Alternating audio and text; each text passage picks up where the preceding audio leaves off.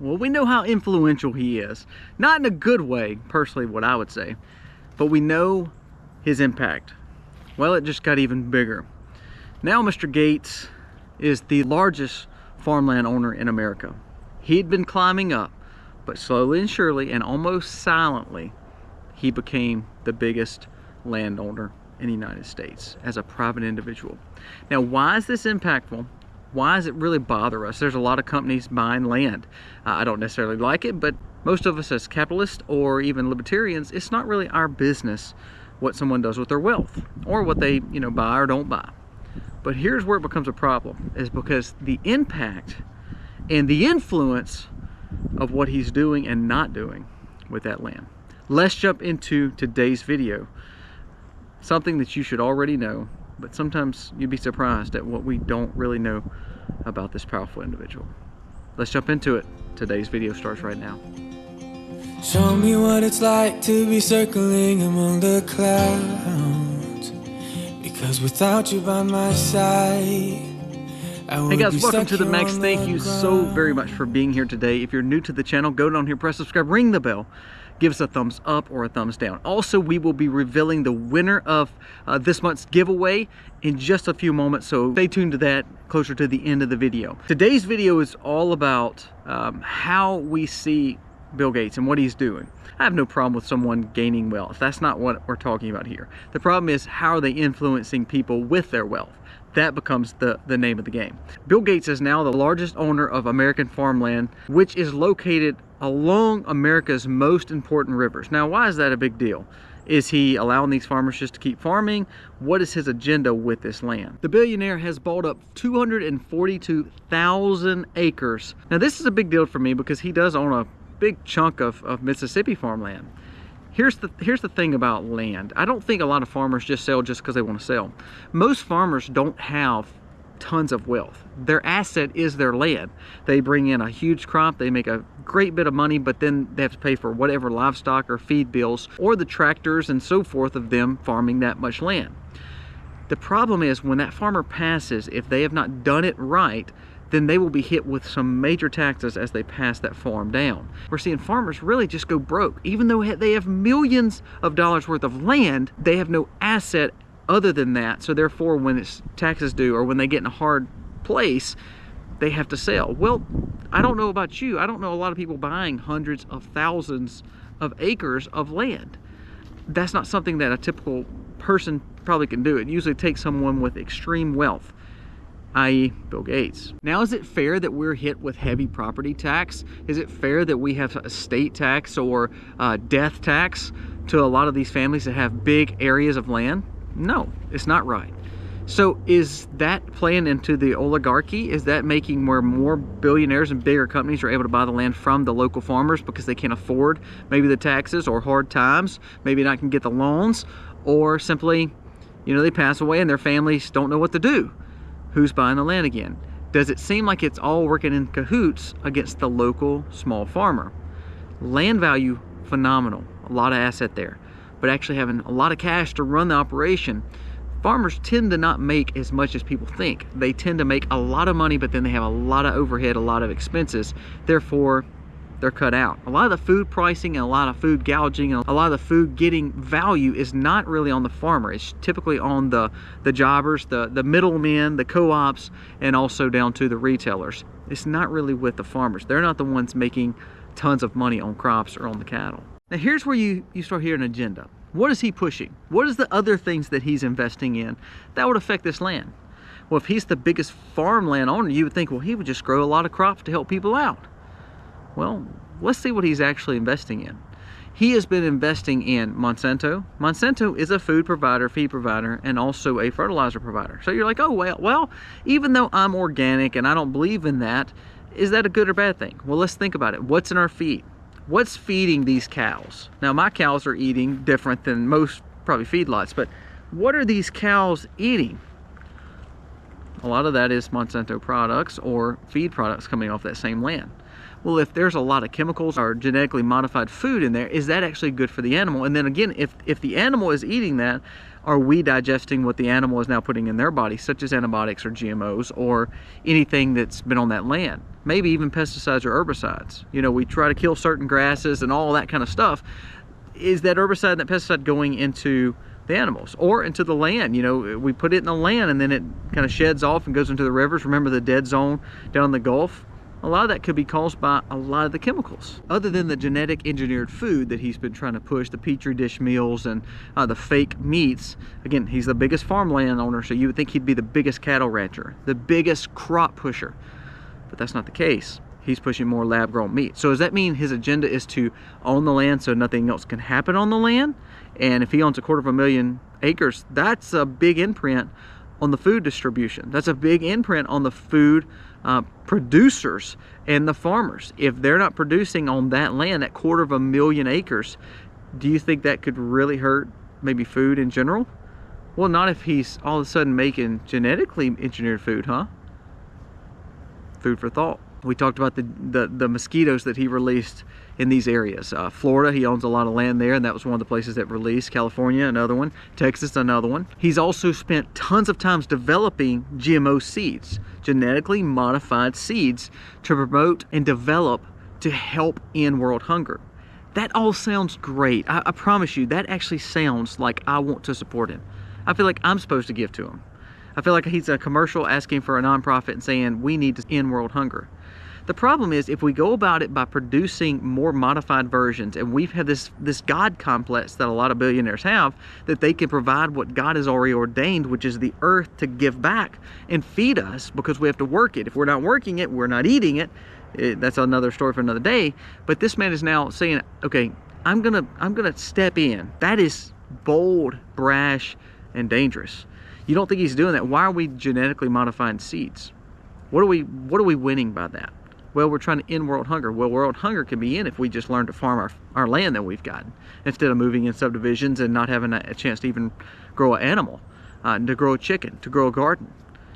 Out of all the people that's watching this video, say 30, 40, 50, 60, 70, 100,000 people that watch the video, I bet it's a very minimal amount of people that's actually growing food of some sort. So therefore, if we choose not to grow food, we're allowing the man to buy all the food and the farmland up. Then what are we going to do? We're going to eat the genetically modified food, or we're going to eat the genetically engineered food that is actually not good for us. Studies show that it is not good for us because it is something that man created, not what God created. Listen to this. Now he launched an agricultural arm of the Bill and Melinda Gates Foundation. Look into that foundation, by the way. It's not actually doing a lot of good things. Called Gates Ag One. The Gates Ag One Foundation will partner with Microsoft, which is his company, Bayer, which is Monsanto. So again, a medicine company now is producing things to go on our crops. That's dangerous. DuPont, which has had some issues too, and Syngenta, and governments around the world. That is the key, the agendas. How does he have so much influence over the government? Why did everybody interview him in 2020 that he had all this knowledge when he was the man who made computers? Why did he get to that rank? Well, here you go. He is also the largest individual donor of the World Health Organization, aside from the US taxpayers, of course. This Gates Ag One company, along with governments, are trying to develop super crops. Now listen to that, super crops that can withstand any climate change, as well as higher yield dairy cows. Now if you look, I've got a dairy cow sitting right here. That's one, and then I have 3 or 4 more over there. And then you see beef over in the far corner. I love cows. Actually, you're gonna see me in the next few days. I'm processing 2 hog off the farm, and we will do some videos, and we'll be talking about that over cutting up our own meat, because we want to see value there. Those cows, based on giving them organic food, milking them once a day, giving them the best quality hay, which has not got chemicals, no herbicides, no pesticides, they're only going to give me a certain amount of milk. I'm not going to get nearly the milk that Mr. Gates dairy farms probably get. Here's the thing though, that milk is pure milk off a farm that God let have this grass. God allowed that grass to grow like it did, even in bad winter, bad weather, bad summer, no rain, drought. I got hay. I did everything I could to provide for those animals. So they're going to get the best, highest quality natural food that they can get, natural land that they can get, because I want my milk to reference that. Now, can I feed my whole community? And no, probably not even for either maybe 1 or 2 more families. Why do we do it though? Because I want to take care of my family. The problem is we quit taking care of our own families when it comes to our food production. Therefore, we have to rely on people like Bill Gates to do it for us, the grocery stores to do it for us, over processed food, genetically engineered food. We have to have them to do it because we can't do it for ourselves anymore. I have no problem with anyone living in a subdivision and not growing food. Please hear me out. As a prepper, as someone who wants to live sustainable though, I want to have that independence where I'm not dependent on eating garbage food. And therefore, higher yield dairy and super crops, that sounds great because we're feeding the world. And the world is actually in some areas in starvation levels. We're seeing world hunger go up. But the answer is not some agenda-based push for a God complex of us making some kind of mutated animal or mutated land to provide the food. It's just going to take more people with a little sweat and a little hard work to grow food for themselves and start contributing back to the food system. Gates' farmland portfolio spans 18 states, with his largest being in Louisiana, which is our sister state, the one that's right next to us, 70,000 acres. Arkansas, 50,000 acres. Arizona, 25,000 acres. And Nebraska, 20,000 acres. That's the biggest. Now, Nebraska, Arkansas, Louisiana, very well known for a lot of areas where they grow crops. It's right next to the Mississippi and also in great farmland. Arizona, when we went to Arizona, New Mexico, and that upper Texas area, we see a lot of ranches. So that's a lot of maybe cattle lands that we would typically see big ranches where they're growing stockers or growing beef. I watched an interview the other day, and instead of eating a burger, he was choosing to eat a Beyond Meat burger. Again, that's kind of like me. If I grow all these cows and I'm out here at 4 a.m. in the morning milking, I go through and I'm picking up eggs in the afternoon and evenings. I fished a butcher 2 hogs like I told you a little earlier. That's a lot of work. If I did all that work, we took in all the milk, all the meats, all the vegetables, and I said, you know what? I'm just not eating this garbage. I'm just gonna throw it away, and I'm gonna go to town and eat at McDonald's or Wendy's, or go pick up something from Walmart that's highly processed. The biggest farmland owner in America who is willing to say, you know what? I'm not worried about farming that land anymore. Yeah, we can use it for certain things. Let's try it with maybe some extra stuff in the food. What about that mRNA stuff? What about that? A new herbicide or a new fertilizer that works great. It's not been tested. What about the genetically modified food system that we are now pushing when most countries still won't even accept it? There's a lot of countries that will not eat GMO food, but hey, we're scarfing it in. We go back to saying, look at the health problems that we're having. Look at the diseases and the cancers, the obesity, all the things that we're having, and you cannot tell me that food is not contributing to that. Before all that, food is healing. Food is power. Food is how we get our energy. Food is our lifeline.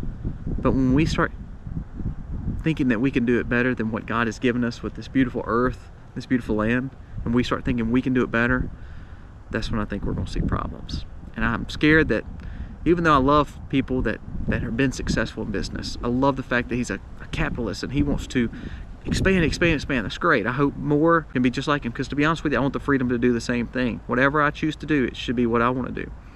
The problem behind this one though is there's a bigger agenda, and the agenda is not actually to help maybe feed people naturally and holistically.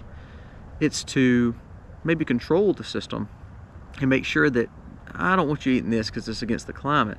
I'd rather you eat this because, well, I'm invested in that anyway. Well, and on top of that, I'm invested in the maybe the medicine that we need and the pharmaceuticals to fix all the stuff that this food's causing, you know. Doesn't that sound very controlling, almost tyrannical? Maybe we have no freedom in our food system. It's a lot to think about. My challenge is, grow your food. Grow as much as you can. If you're not, talk to a farmer who's struggling, who wants to sell you food, and be willing to buy it from him, because that's how you get food independence and you're not controlled by certain agendas. World Health Organization, our big governments, they're help pushing this. So it's an uphill battle. But you know what makes it better is when we can work together in our communities and grow our own food. Before we end the video, I want to tell you about our giveaway. This is a company called Cant Tech. Now, I'm not affiliated with them, but they sent us some things to say thank you for getting the word out on survivorship and prepping and making sure you can be ready for just about everything. They specialize in anything with fire starting, especially when we get into areas where it's raining, it's nasty, maybe you have some supplies you want to add to your bug out. This company is awesome. So this is some fire plugs that we get from Cant Tech. It's called Fire Starting Tinder, and it's waterproof. You'll be able to ignite these little sticks, basically these little plugs, and be able to get a fire going. You never know when you may need it. Also, they have a fire starting stick. I'm going to be sending this to the winner of the giveaway. Now, I have several of these, so we're going to give some away right now. We're going to give some away next month, and even some in January. Again, I'm not affiliated with this company. I don't make any money if you go support them, but go check them out. They have an awesome array of all things fire and survival. It's a great company to support, and check them out. Tell them the Max sent you. But most of their things are all waterproof, so you know, when we need to start a fire, we're out in the woods, it's been raining, still great to know that I can start a fire. Today's winner of the giveaway is Simply Inspired. Now, this is the name, Simply Inspired. They're subscribed to both channels, and it's Simply Inspired. If you will reach out to us via email, send me your information, we'll get this out to you, and it's just a gift from us to say thank you for watching. Again, every one of you, we love giving stuff to you because it means the world to us that you're watching us. Again, check out Cant Tech. Great company, and I'm so glad that we got a lot of this stuff. We actually started trying it ourselves, and we've enjoyed doing it. It's fun to light a fire. It's fun to see the kids kind of sit around the fire. They love it. And so it's a cold time of year. Practice your fire starting skills, because remember, they're banning natural gas and all this stuff anyway, and they're putting you on the grid. You better know how to start a fire. So check out Cant Tech. Thank you again for watching. We appreciate you so much. God bless. Happy Homesteading. You can take me high.